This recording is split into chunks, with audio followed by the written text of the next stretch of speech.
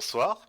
Donc voilà, ce soir on va voir une petite vidéo sur Python comme une console de calcul. C'est-à-dire qu'on va voir qu'avec Python, on peut tout simplement, quand on débute avec, l'utiliser un petit peu comme une sorte de calculatrice, un petit peu différente de ce qu'on a l'habitude d'utiliser en classe, qui a ses propres fonctionnalités, qui peut être intéressante aussi pour programmer.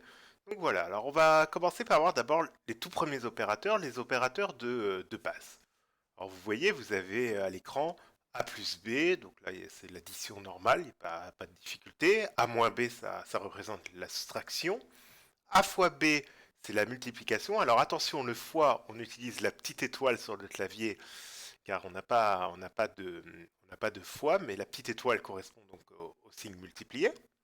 A divisé par B, alors ça c'est important, on utilise le slash, comme vous voyez à l'écran, on ne peut pas utiliser les deux points. Les deux points, ça représente complètement autre chose dans Python. Donc pour diviser, encore une fois, on utilise vraiment A sur B, le slash de la division.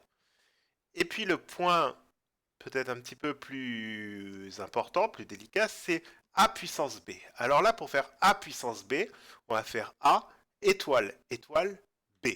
C'est-à-dire que si par exemple on veut faire 2 puissance 3, on fait 2 étoile étoile 3, ce qui nous donnera 8. Alors, on va voir maintenant donc comment on va comment on applique tout ça sur Python.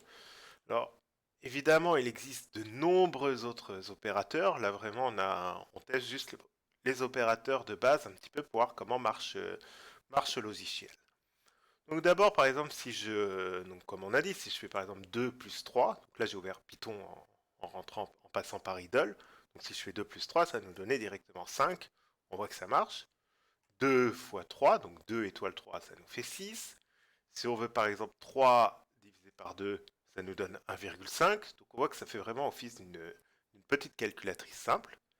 Et maintenant, comme on a dit pour la puissance, donc 2 puissance 3, on ne peut pas utiliser le petit chapeau. Donc là, ça va me donner 1 parce qu'il ne reconnaît pas le petit chapeau.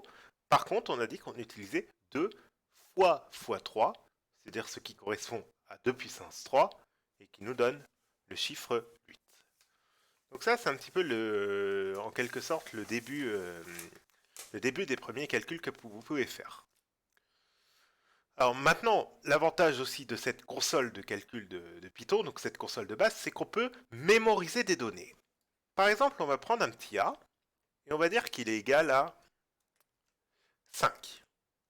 Ok? Donc là, il ne se passe rien, mais Python va mémoriser que a égale 5.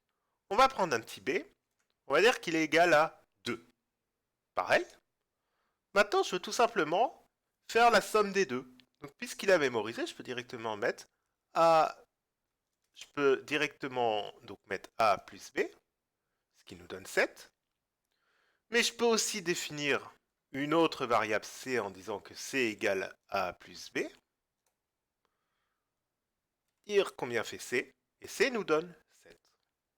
Ok. Si maintenant je veux faire un autre programme, par exemple je veux faire un programme qui va nous donner a plus b plus c, directement ça va nous faire donc 5 plus 2 plus 7, 14. Alors si on veut faire des puissances, pareil, on peut écrire par exemple, si on veut un nouveau, on peut dire que D égale A puissance, donc 2 étoiles, B. Ok, ça a enregistré le D. On peut taper directement le D et avoir le résultat qui donnera 25.